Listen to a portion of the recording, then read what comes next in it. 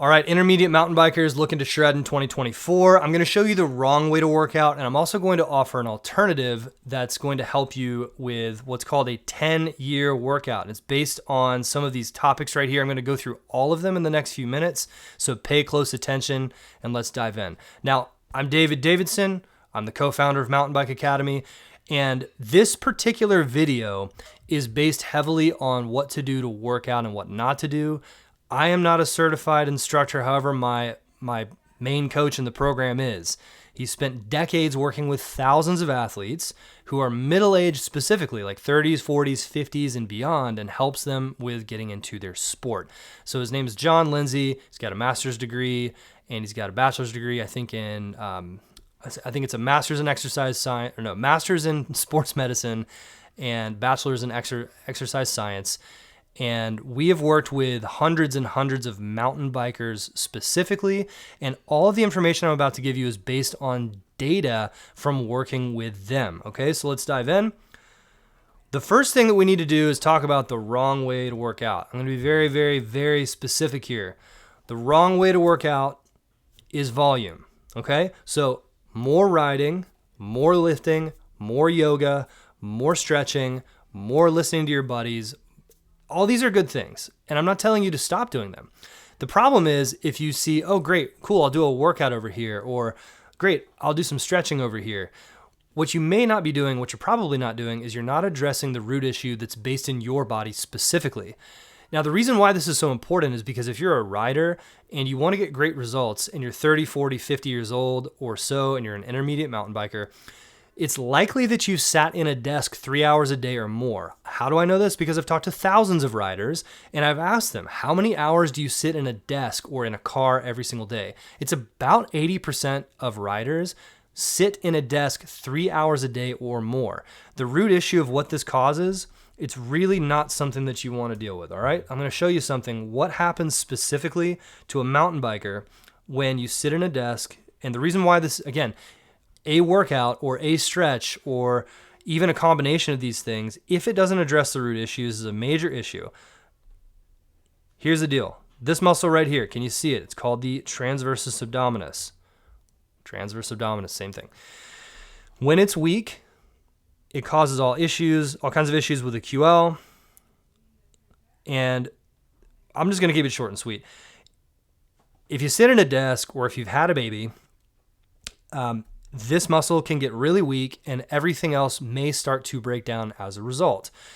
And what I've noticed is that there's a direct correlation between riders who struggle with movements of cornering and riders who struggle with movements of jumping and riders who struggle with just frankly the raw strength of holding their body up when they're going over gnar or jumping or drops with how much they sit in a desk, not because their body is weak. I talk to a lot of really strong people.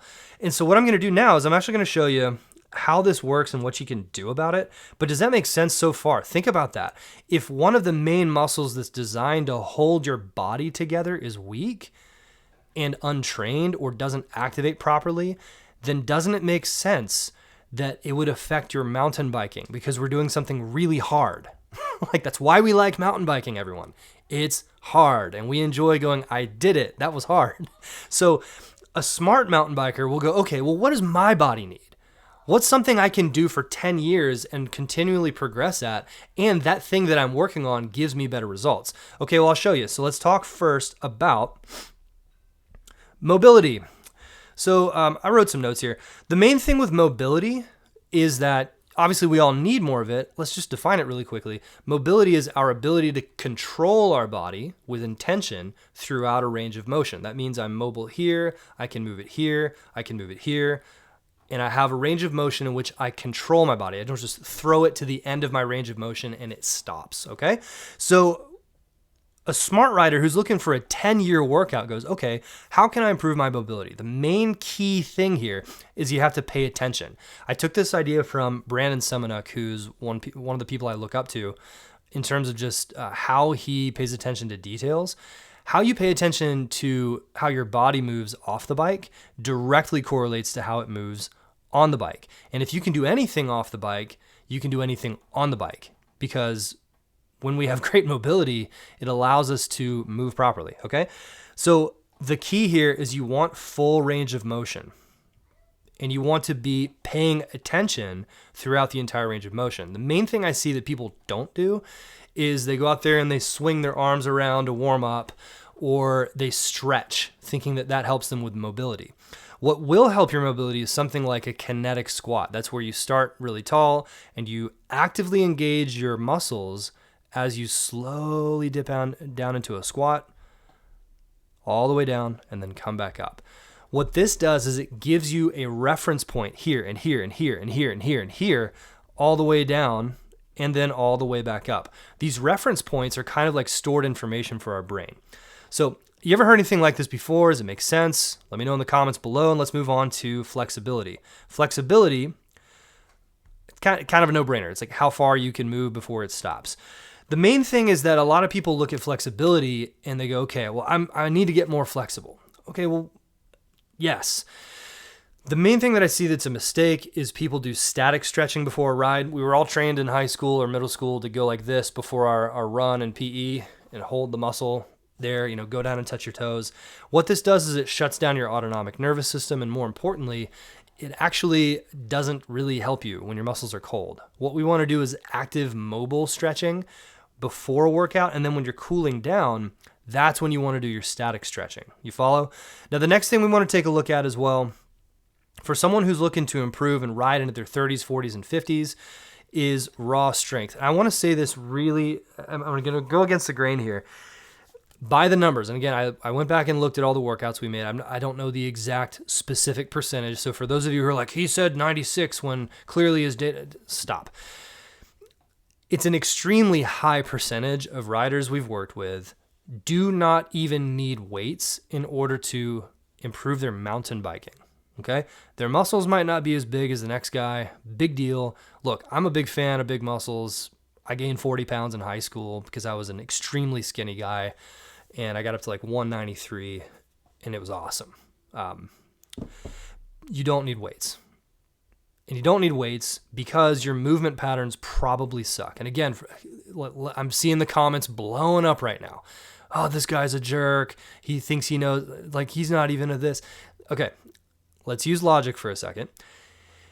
If your transverse abdominis muscle is weak and untrained and doesn't activate, because you sit down at a desk 3 hours a day or more, because you're a dedicated mom, proud of you. You're a dedicated dad, proud of you. Because you're a great worker, proud of you. Good job. You're an awesome human being.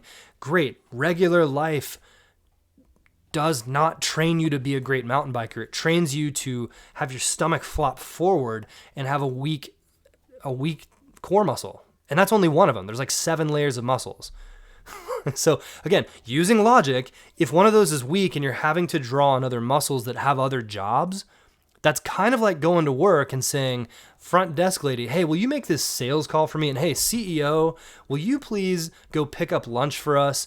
And hey, coworker, will you give me a breakdown and a spreadsheet? And they're like, what's a spreadsheet? Like, dude, I'm on the purchasing. I do this other thing. Okay, so got basic logic, again, is the reason why you don't need weights. Okay?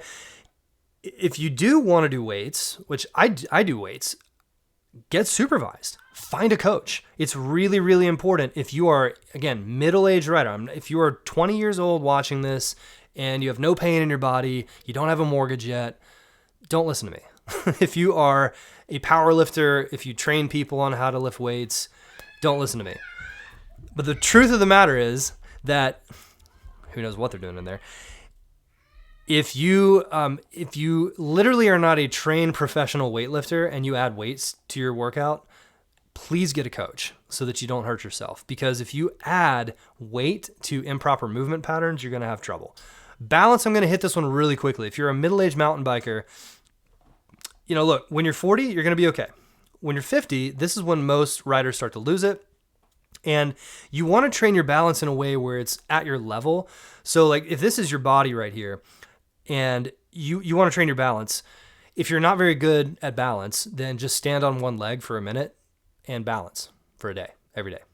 If you're pretty good at balance and you want to challenge yourself, pick a spot on the ground to touch with one toe while you're standing on one foot And again, if a 10-year workout looks like this, you start here at first, and then later on you just extend that distance and you step out further with the toe, and you're reaching out like this, and you're improving your range of balance, okay? So think about things that you can do for 10 years, things you can do to really get it better. Coordination, I'm going to skip this one. You know it's important. All right, here's the big one. Functional movement. Mountain bikers who succeed in their 40s, 50s, 60s, and beyond. Functional movement is the key. It's where everything comes together that I've talked about so far. It's where balance, coordination, and everything kind of becomes a reality. And so what we want to do is we want to look at, with functional movement, we want to look at exactly how this works. This is where I roll my eyes at the you just need to go in the parking lot and practice your drills more people. It's like some of you do, the ones with really good athleticism who, you know, your muscle patterns are really good. If you're a child, please, drills all day. However, if you sit at a desk 3 hours a day and you don't practice this stuff, you will get approximately very little percent of gain by just doing drills in a parking lot as an intermediate rider. Okay, beginners, you need to go drill in the parking lot to feel what it feels like to do those things at first. If you're stuck on a skill plateau, doing the drill more will not help you. And the reason why is because over here on the left, we have activation. This is where your brain fires and sends a signal to the muscle. And if you add intention to that, then you build what's called a neurological, that's the second one, a new pattern in the neurological pathway, okay? So it's literally just your brain builds memories of how to move the body independently of if you're on a bike or not. The reason this is so important for you is that when your body can do anything, you can do anything on the bike. If your body can't do something, you can't do it on the bike. It's basic logic. I really, really care about you guys. I want to see you ride well. I've gotten some hate from, the YouTube comments saying like, this guy is, he's a jerk. He thinks he's better than everyone else or whatever. It's like, okay, look, no, I'm literally just saying with certainty, very basic things that people don't do. And that's the reason why the other coaches haven't worked for you. It's not because the coaches are wrong. It's because your body, you're asking it to do something it can't do. And I'm just trying to show you the path. There's the path. Or over there. Gosh, I do this wrong every time. You have to build the muscle patterns first. Then you build the memories.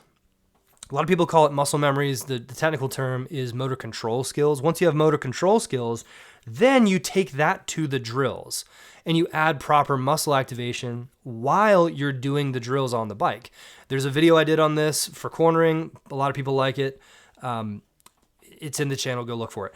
The other one as well is the technical part. That's where manuals, scrubs, wheelies, fast plants, 360s, I would even call technical like cornering, drops. Those are technical things too. The problem is drills focuses on the technical. It does not focus on activation and neurological, and working out does. The crazy thing, I don't know if any of you, some of you definitely have experienced this because I've gotten a ton of comments to say, oh my gosh, when I started paying attention to this when I was 40, I got dramatically better results on the bike. It's not just me. I'm not saying this. There's like hundreds of people, and everyone who I've worked with in my programs, they all say, yeah, it's this off the bike stuff that makes the difference.